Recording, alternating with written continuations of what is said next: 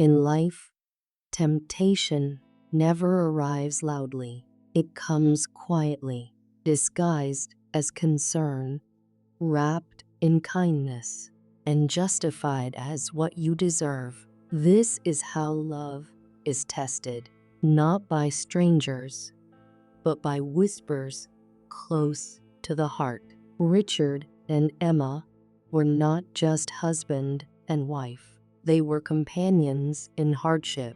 On cold mornings, Richard would wake before sunrise, repairing tools, mending torn clothes, preparing himself for another long day of labor. Emma would watch silently, sometimes feeling guilty that his hands were growing rough, while hers remained soft. They spoke little about dreams, not because they lacked them, but because survival came first. Still, every night they shared stories, laughter, and quiet hope. Tom, on the other hand, slept on silk sheets, yet found no peace. His house echoed with emptiness. Servants obeyed, but no one loved him. Seeing Emma stirred something unfamiliar, not love, but possession. He convinced himself, if she lived with me, she would be happier. That lie became his justification.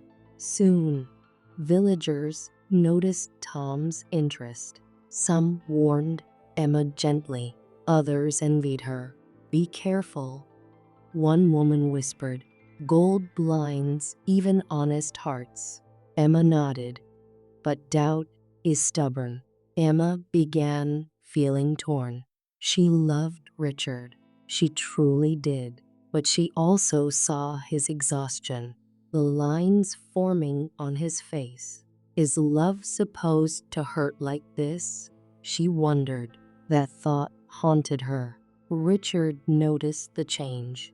Emma spoke less, smiled less, yet he never accused her, never raised his voice. Instead, he blamed himself. If only I could do more, he thought. And so, he pushed himself beyond his limits. One evening, Tom spoke, cruelly disguised as wisdom.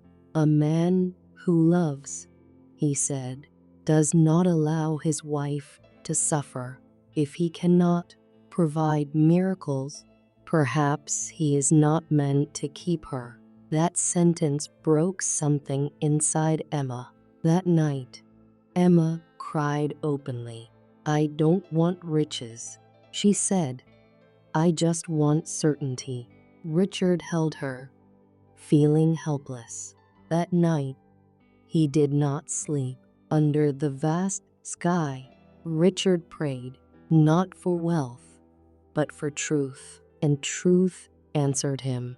The wizard did not simply give magic. He gave responsibility.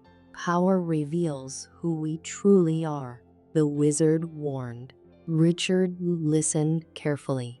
When Tom turned into a donkey, the village gathered. Fear spread. Whispers turned into silence. Emma fell to her knees. In that moment, she understood. Love had always been present. She had simply stopped seeing it. Emma begged Richard for forgiveness. Richard did not scold her. He did not shame her. Instead, he said quietly, doubt is human. What matters is what we choose after. As a donkey, Tom experienced life without privilege. He worked in heat. He felt hunger. He learned patience. Slowly, arrogance faded. Together, Richard and Emma built stability, not overnight, not magically, but through trust, effort, and unity. Their love deepened, stronger than before. When Tom was finally restored to his human form, He did not rise with pride, nor did he speak at once. He stood silently, feeling the weight of years he had spent without power, without comfort, without control. His hands trembled, not from pain, but from understanding. Tears rolled down his face, not because he had suffered, but because he finally saw the truth he had ignored when wealth surrounded him. In a voice heavy with regret, he whispered, "I was rich, but I was empty." He looked at Richard, a man who had once owned nothing, yet had never lost his peace. "I had gold," Tom continued, "but no contentment. I had influence, but no love. I had comfort, yet no rest for my soul."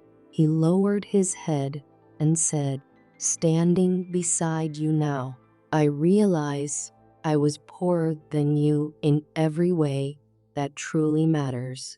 Richard listened quietly. There was no anger in his eyes, no desire to humiliate, no pride in having been proven right. He stepped forward and spoke gently. "True wealth is not what we possess, but what we do not need to steal." He placed a hand on Tom's shoulder and said, "Contentment is the greatest wealth a person can carry.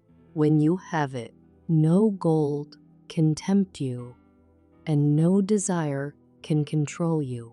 Tom closed his eyes, letting those words settle into his heart, knowing this lesson had come late, but grateful it had come at all. And so, the village remembered this story long after the dust had settled and time had moved on. They remembered that gold can sparkle, but it can also blind.